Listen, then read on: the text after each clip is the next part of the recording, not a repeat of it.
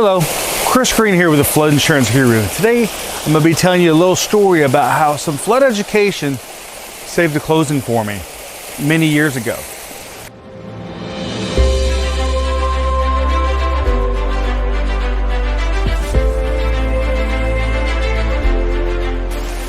You see, water cannot always be beautiful like you see here right behind us. Many times it's very ugly, like we see with flash floods we just saw in Europe.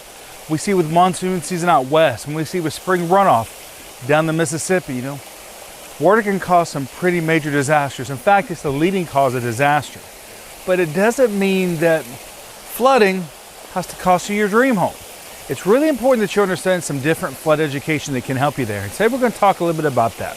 I'm going to tell you a little story about when I bought a house in a flood zone and the issues that I came across that thankfully some flood education really helped me resolve. You see, the year was 2012 and we were buying a property in Monroe, Georgia. I get to be about 3 weeks from closing and my lender says, I have some bad news. Your flood insurance is going to be $3,000 a year. We don't think it's going to work with this house for you. I said, something's not adding up there. I said, this is not in a high-risk flood zone. I didn't say it wasn't in a flood zone because remember, everybody's in a flood zone. What I said is this does not look like it should be in a high risk. You see, the property had recently been moved to a high-risk area. But the lender and the realtor were not aware of some things called letter of map amendments. They were not aware of newly mapped rates. These are special rates that are provided to properties that have been moved maybe from a low-risk flood zone to a high-risk flood zone. Thankfully, because of my background in flood education, I was able to use these two things to take that $3,000 premium and turn it into a $300 premium.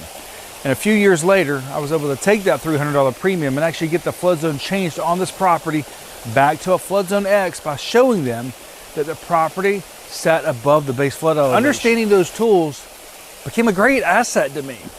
And so as a property owner, that's why it's really important that you have some sort of flood education. Reach out to an insurance agent. Reach out to your local floodplain manager. So when you're closing on that house, maybe you're getting ready to sell that house, then you don't run across this issue. And it's one of the same things we talk about on policy assumptions. Remember, this is when you move from one current homeowner to the next. Understanding how that works as a property owner. So when you go to sell your house, maybe it can give you some more value than maybe the person up the street from you who's in the same situation but doesn't know how to go through that process.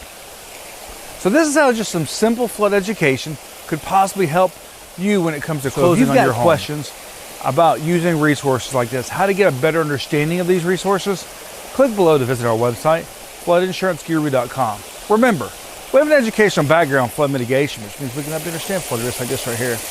Your flood insurance and mitigating your property long term. Thank you.